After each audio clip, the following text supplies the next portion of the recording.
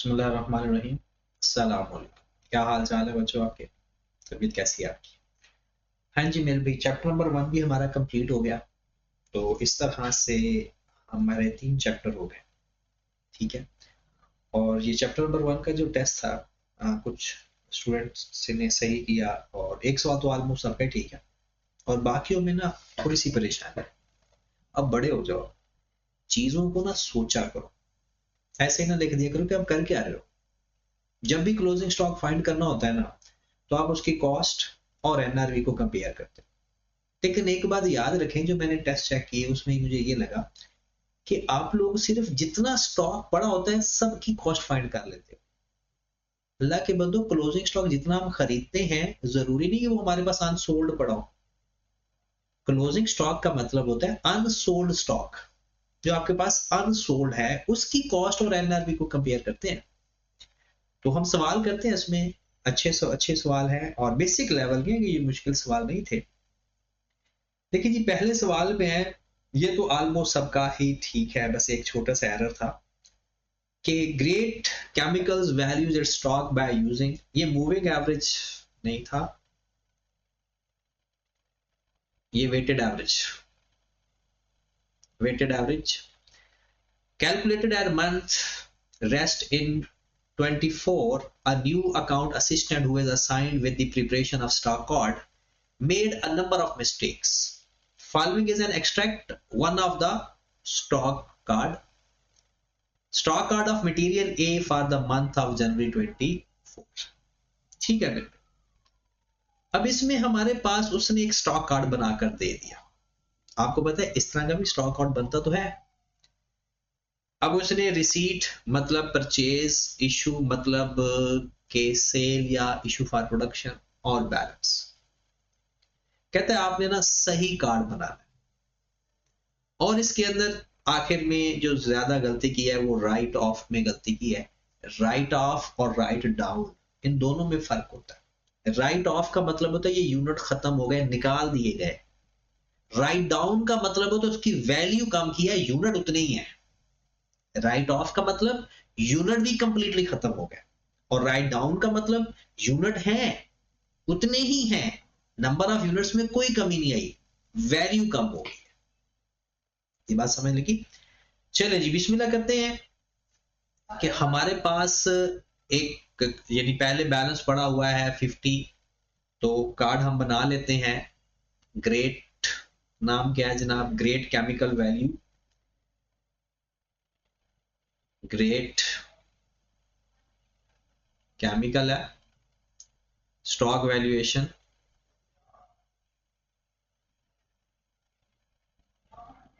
अब यहां पर स्टॉक वैल्यूएशन की जगह ये भी लिख सकते हो करेक्ट स्टॉक। ठीक है।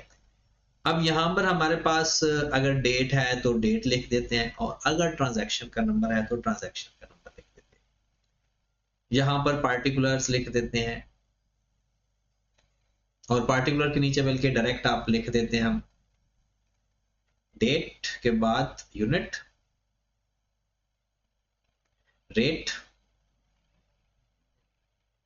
और अमाउंट। ओके की बात। सबसे पहले हमारे पास ओपनिंग बैलेंस है, या डिस्क्रिप्शन आप लिख सकते हैं ओपनिंग बैलेंस। हाँ जी, डेट तो लिखी नहीं हुई, तो ओपनिंग बैलेंस हमारे पास 50 यूनिट्स हैं 5000 के हिसाब से। डेट तो है ही नहीं, 50 यूनिट 5000 के हिसाब से, तो रेट कितना आ गया? 5000 डिवाइड बाय 50, 100। ठीक होगी बात? फिर उसके बाद आप लोगों ने रिसीट मतलब खरीदे 100 यूनिट 10,200 के हिसाब से, 100 यूनिट परचेज किए 10,200 के हिसाब से।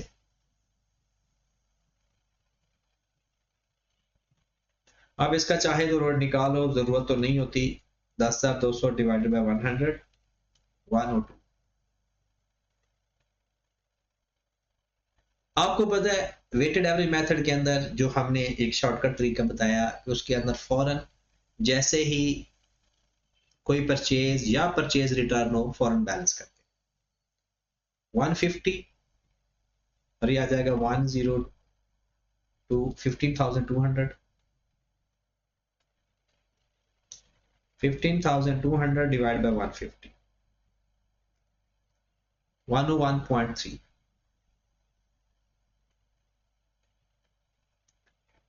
10,200 प्लस 5,000 इसको हमने डिवाइड किया 150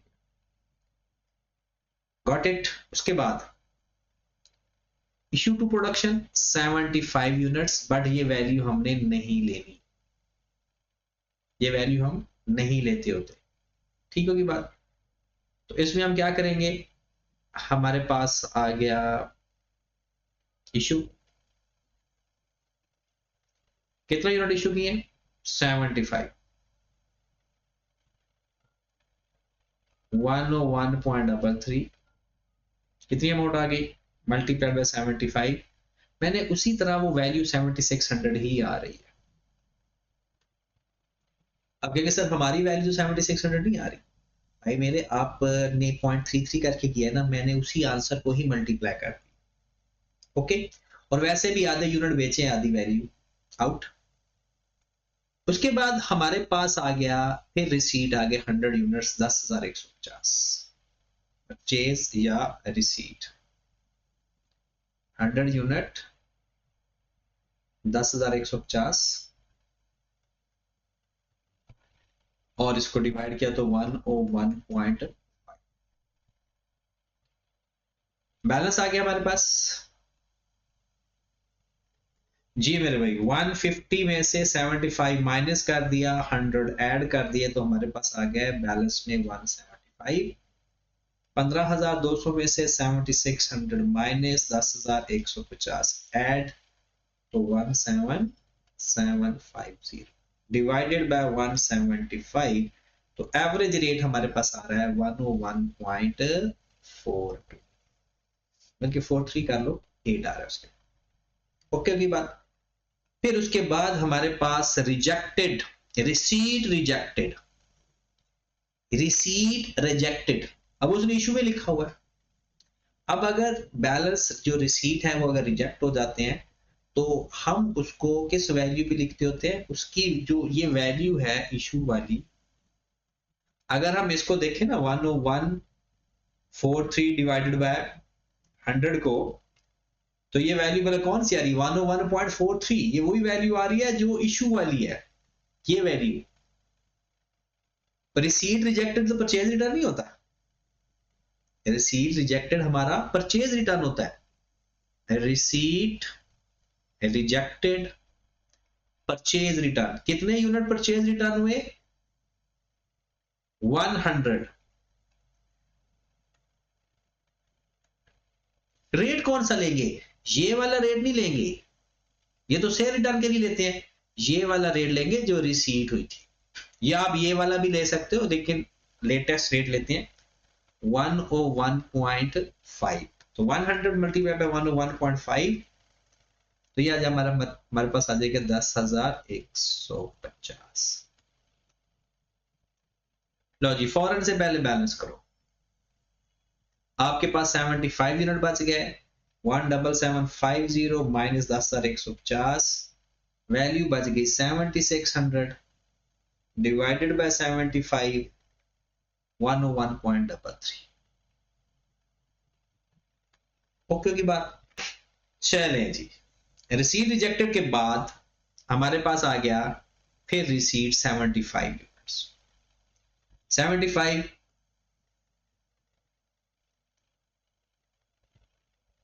हाँ जी रिसीट 75 डिवाइड करें जरा 75 को 75 पे तो 101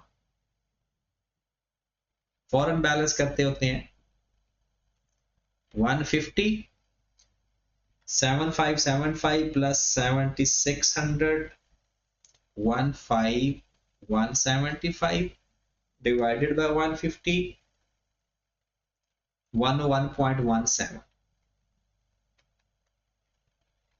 ओके होगी बात। अब हमारे पास नेक्स्ट आ गया जनाब return from production, return from production, क्या मतलब है, हमने इशू किए, वापस आ गए, कितने वापस है, 10 यूनिट्स, रिटर्न फ्रॉम प्रोडक्शन।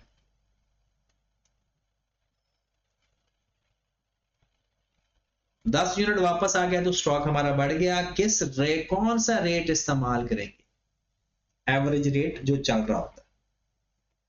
कितनी अमाउंट आ गई जनाब, 10 से मल्टीप्लाई किया तो ये आ जाएगा 1012, राउंड ऑफ कर, क्या इसके बाद फौरन बैलेंस करना है, जरूरत नहीं है। नेक्स्ट, 5 यूनिट राइट ऑफ कर दिए जिसकी वैल्यू 506 थी। एक बात याद रखनी है कि परचेज और परचेज रिटर्न के अलावा, या कभी केस में, किसी केस में ड्राइंग्स, इसके अलावा हमेशा एवरेज रेट इस्तेमाल करना। परचेज या परचेज रिटर्न के अलावा हमेशा एवरेज रेट इस्तेमाल करना। अगर कोई रेट गिवन भी है तो उसको इग्नोर कर दें। हाँ, ड्राइंग्स में भी कभी कभी ऐसा हो जाता है, ठीक है। तो आप देखें जरा, जो आपने राइट ऑफ किए 5 यूनिट, तो 101.17 पे राइट ऑफ करेंगे, ना कि जो उसका रेट गिवन है, जो उसकी वैल्यू गिवन है वो लेंगे, उसको इग्नोर करेंगे, ठीक है। हाँ, अगर एनआरवी वाला मामला है तो वो तो फिर एनआरवी लॉस फाइंड करेंगे ना। तो 5 मल्टीप्लाई बाय 101.17, तो वैल्यू आ रही है 506। लो मेरे भाई, ये आपका जवाब है बैलेंस। 150 में से माइनस कर देंगे 10, माइनस कर देंगे 5, सॉरी 150 प्लस 10 माइनस 5, तो आपके पास यूनिट आ गया 155। ओके, उसके बाद 15175 प्लस 10012,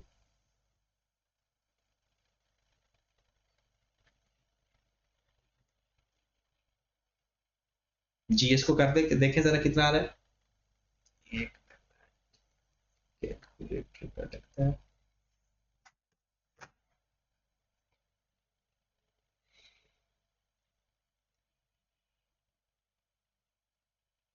हाँ जी 15175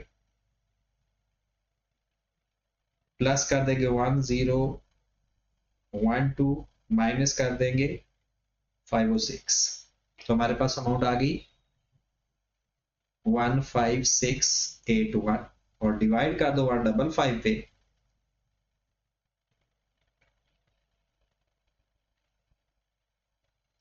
तो आपके पास वही आंसर आएगा 101. तो ये आपका आंसर है, ठीक होगी बात। तो ये हमारा पहला सवाल। बाकी जो 2 सवाल थे वो भी इतने मुश्किल नहीं थे, बस थोड़े पढ़ने वाले थे। पढ़ने के लिए तो ये कहता है keeping in the view requirement of IS2 you are required to value of closing stock. क्या लिखा हुआ है ला लो, वैल्यू ऑफ क्लोजिंग स्टॉक। तो क्लोजिंग स्टॉक बताओ ना। अब तो सारा स्टॉक बता कर आ गए, मैंने टेस्ट चेक किए कुछ लोगों का, सबका नहीं, कुछ लोगों का। हाँ जी, calculate the amount of profit earned by Tufail, और कहता है प्रॉफिट भी बता ही दो लगे, sale minus cost of sale. अब सवाल देखिए, Tufail brothers limited had imported chemical 480 million का at a cost of ₹1000 per KG, 450 million. लो मेरे भाई, इसे कहते हैं 450 million divided by 1000 per KG, तो चल गया पता कितना खरीदा है, 450,000 केजी। ये आपने सिंगापुर से केमिकल खरीदा, 4,50,000 केजी। आगे, in the first half of the financial year, कहता है साल के पहले हाफ में selling price remained fixed, selling price fix कर दी 2000 रुपए, 1000 का खरीदा 2000 में बेच रहे हैं, and the staff were able to sell 200,000 KG, staff ने 2 लाख केजी बेच दिया है। तो मेरे भाई 2 लाख केजी बिक गया इसमें से पहले हाफ में, पहले 6 महीनों में। इसका मतलब 2 लाख केजी इसमें से अगर हम माइनस कर दें तो इस टाइम हमारे पास 2,50,000 केजी पड़ा हुआ है, और ये सेल हो गया। किस रेट पे सेल हो गया? 2000 के हिसाब से। अगर मैं इसको इससे मल्टीप्लाई कर दूंगा तो मेरे पास सेल वैल्यू आ जाएगी पहले हाफ। तसल्ली? आगे चले। फिर वो कहता है with the effect from July 2022 sudden drop of price of international market and reduction in the duty tariff, government forced by Tufel brothers to reduce the selling price 1600 per kg। कहता भाई 2000 रुपए का नहीं 1600 का बेचो, तो तब भी उसकी सेल वैल्यू ज्यादा है। कहता है दिसंबर स्टॉक वर्थ, कहता है स्टॉक 100 मिलियन का ओरिजिनल लैंडेड कॉस्ट पे आपके पास अनसोल्ड पड़ा हुआ है। ये है आपका स्टॉक 100 मिलियन का ओरिजिनल कॉस्ट पे पड़ा हुआ है आपका। तो बता सकते हो कि आपका 100 मिलियन का स्टॉक पड़ा कितना हुआ है? ये तो इसकी कॉस्ट है डिवाइडेड बाय 1000। 1 लाख केजी आपके पास पड़ा हुआ है। लो मेरे भाई 4,50,000 केजी खरीदा था, उसमें से 2 लाख केजी पहले बिक गया, 1 लाख केजी आपके पास पड़ा हुआ है, तो बाकी दरमियान में 150,000 केजी वो भी बिक गया सेकेंड हाफ में। पहले हाफ में 2 लाख केजी बिका, एंड पे 1 लाख केजी बच गया, बाकी किधर गया? सेल कितना हुआ? 3.5 लाख केजी। देखो टोटल था 450, पड़ा हुआ है 1 लाख। टोटल था 450, पड़ा है 1 लाख, तो बाकी 3,50,000 केजी बिक गया। 3,50,000 केजी कुछ इस तरह से बिका। ये बिका 2000 रुपए के हिसाब से और ये बिका 1600 के हिसाब से, क्योंकि गवर्नमेंट ने कहा कि भाई कीमत कम करो, इस कीमत पे आपने नहीं बेचना क्योंकि सारा टैरिफ कम हो गया। तो अब हम क्या करेंगे, करो जरा, सेल निकलेगी, सेल आपकी 200,000 मल्टीप्लाइड बाय 2000, ये हमारे पास 400,000 आ जाएगा। मैं 1000 में लिख रहा हूं अमाउंट, रुपीज इन 1000 करने लगा, और 150 multiplied by 1600 240,000।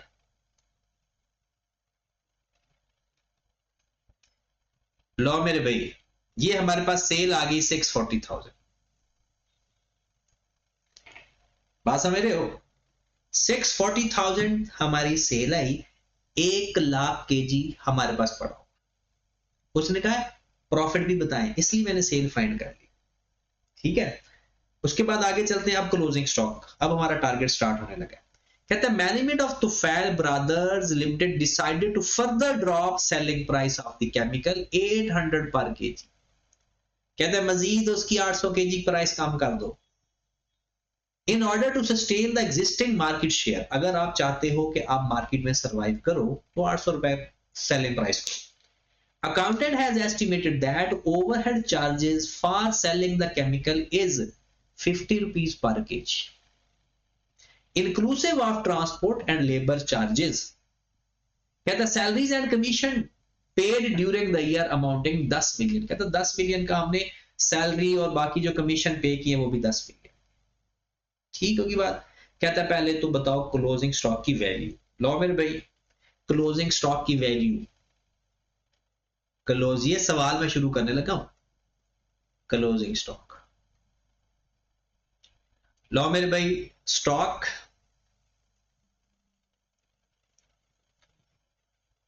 1 lakh KG, cost 1000 per KG, NRV 1 KG बेचने के लिए वो कहता है 800 रुपए का बेचो, और 50 रुपया तो पर केजी सेलिंग एक्सपेंस भी आ रहा है। ये देखें, कहता है 800 का बेचना है और 50 रुपए पर केजी उसके ऊपर accountant estimate overhead charges the chemical inclusive of transport and labour charges, 50 रुपए उसके बेचने पे भी खर्चा आ रहा है। तो हमारे पास एनआरवी कितनी आ गई? 750। तो क्लोजिंग स्टॉक किस पे लिखा जाता है? Lower of cost and NRV. तो ये हमारे पास क्लोजिंग स्टॉक की वैल्यू आ गई 75,000, क्योंकि हम इन फॉर्म ऑफ 1000 कर रहे हैं, रुपीज इन 1000। चेक करो जरा, ये जवाब है। क्लोजिंग स्टॉक हो गया कंप्लीट, क्लोजिंग स्टॉक आपका कंप्लीट हो गया। Got it? ये एक जवाब था। दूसरा जवाब था कि उसने कहा जी प्रॉफिट बताएं, तो बताया जनाब, बता देते हैं प्रॉफिट भी। सेल कितनी फाइंड की थी? 640,000 लेस कॉस्ट ऑफ सेल।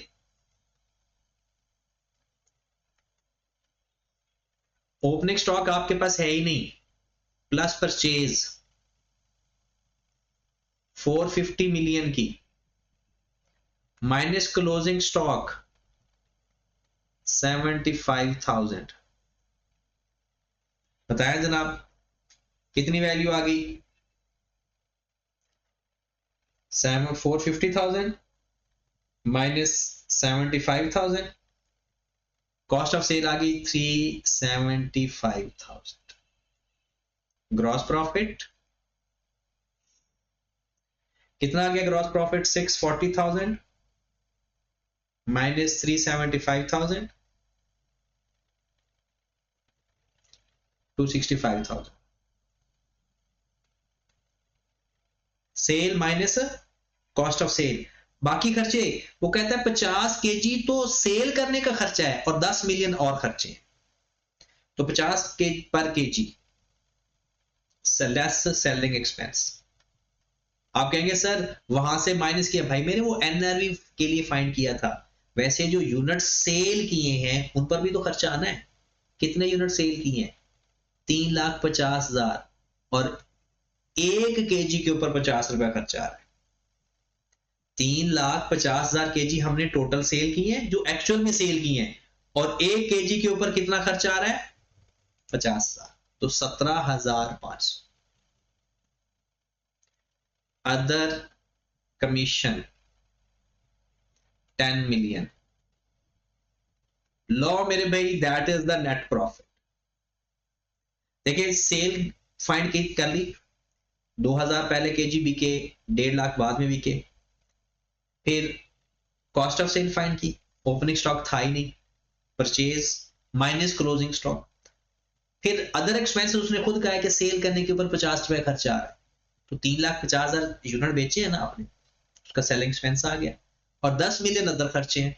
तो हमारे पास आंसर क्या आ गया? 265,000 माइनस 17,500 माइनस 10 मिलियन, जो 237,500।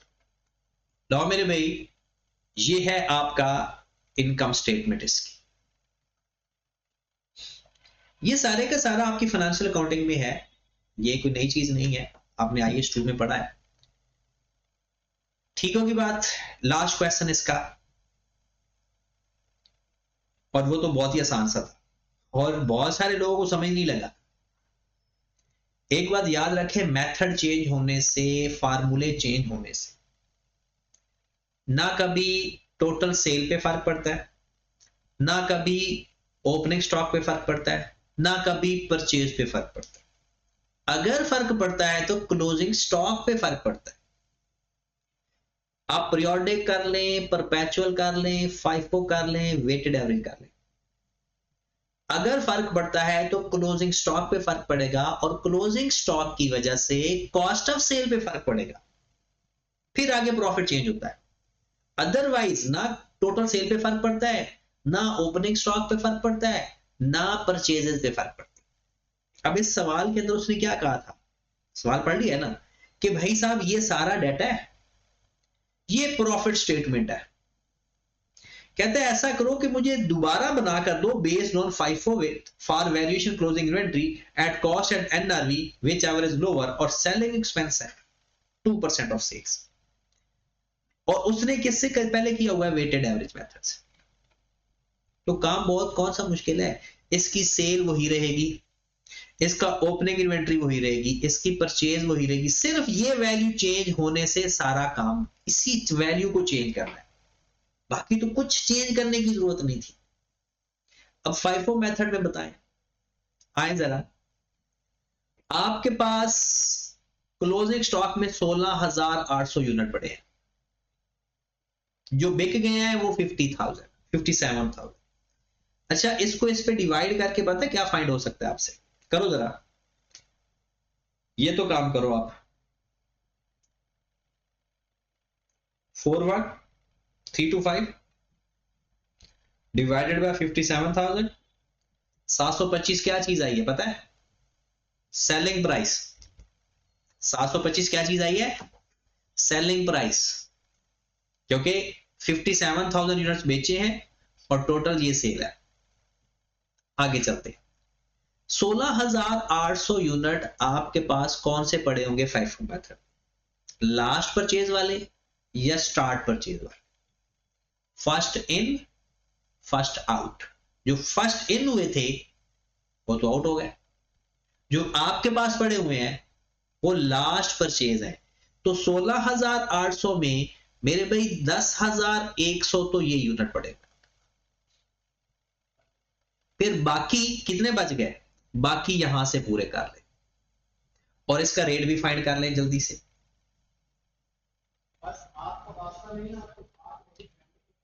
अमाउंट इन रुपीज गिवन है ना, 6969,000 डिवाइडेड बाय 10,100, 690। ऊपर वाला भी देख ले, 11,310 000 डिवाइडेड बाय 15,600, 725। ये आपके पास स्टॉक पड़ा हुआ है 725 वाला और 690 वाला। और जो आपके पास 10,100 माइनस 16,800, यहां से 6,700 ये पड़ा हुआ है आपके पास और 10,100 वाला ये पड़ा हुआ है। टोटल हो गया 16,000। वो FIFO में पता होता है ना कि रेट अलग अलग रखते हैं, और हमारे पास किस रेट वाला स्टॉक पड़ा हुआ है? 725 रुपए वाला और 690 वाला। अब हमने देखना है कि क्लोजिंग स्टॉक की वैल्यू कितनी आनी चाहिए। लो मेरे भाई, सिर्फ क्लोजिंग स्टॉक की वैल्यू चेंज होगी, बाकी कुछ चेंज नहीं होगा। क्लोजिंग स्टॉक यूनिट्स, कौन कौन से यूनिट्स हैं? एक 6,700 और एक 10,100। टोटल हो गया 16,800। फिर इसकी कॉस्ट पर यूनिट 725, 690, 725, 690। NRV, हाँ जी, क्यों बता सकते हैं NRV? अभी अभी मैंने सेलिंग प्राइस आपकी फाइंड करवाई है और नीचे लिखा हुआ है सेलिंग एक्सपेंस है 2% ऑफ सेल। तो NRV बता सकते हो? इसमें से 2% निकाल दें। 725 multiplied by 0.98, 725 multiplied by 0.98, 710.5, 710.5, 710.5 closing stock. हाँ जी, बस खत्म हो गया सवाल। क्लोजिंग स्टॉक की वैल्यू फाइंड होगी, हमारा सवाल हो जाएगा। Lower of cost and NRV 725 से मल्टीप्लाई करूं या 710.5 से मल्टीप्लाई? जी, 6,700 को मल्टीप्लाई करूंगा 710.5 से। 6,700 को 710, तो कितनी वैल्यू आएगी? 476,035। इसको कैसे मल्टीप्लाई करूंगा? 690 से या 710 से? ऑब्वियसली 690 से। Lower of cost and NRV 690 multiplied by 10100, 69,69,000। Closing stock हमारे पास आ गया, प्लस कर दें इसके अंदर 476,035, 11729,350। क्लोजिंग स्टॉक आ गया, बस और कुछ चेंज ही नहीं करना। क्लोजिंग स्टॉक चेंज होता है बस, और उसकी वजह से आगे सारा मामला चेंज होता है। आपकी सेल वही रहेगी, ये जो आपके सेलिंग एक्सपेंस एनआरवी में इस्तेमाल होते हैं ना, खुदा के लिए इसको कहीं एक्सपेंस में लिखना देना। जो एक्सपेंस होते हैं वो ओरिजिनल होते हैं, वो सेल के ऊपर आते होते हैं, ये वाले एक्सपेंस नहीं आते। ये तो सिर्फ क्लोज हमारे एक्सपेक्टेड है कि आएंगे, आए तो नहीं ना।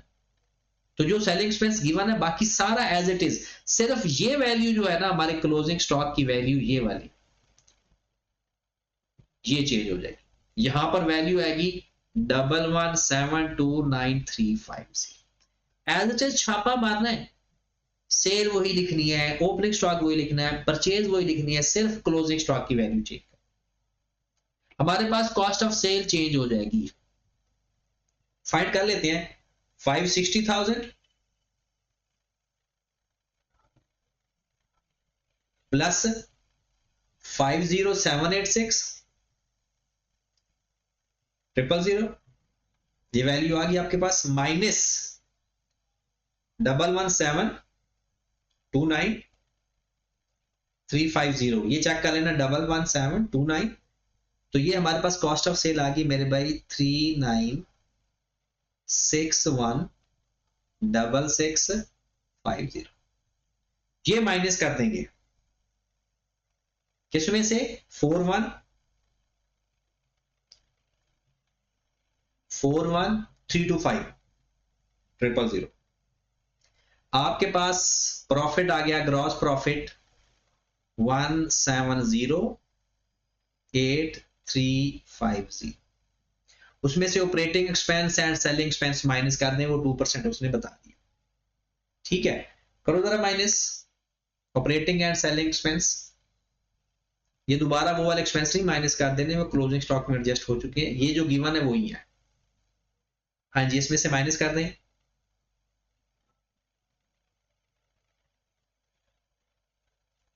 कितनी अमाउंट आ रही है जनाब, 1525,900। कितना प्रॉफिट आ गया हमारे पास, 182450। ये जी नेट प्रॉफिट आ गया, ये हमारा आंसर है। सिर्फ क्लोजिंग स्टॉक चेंज करना था और उसकी वैल्यू मैंने आपको बताई।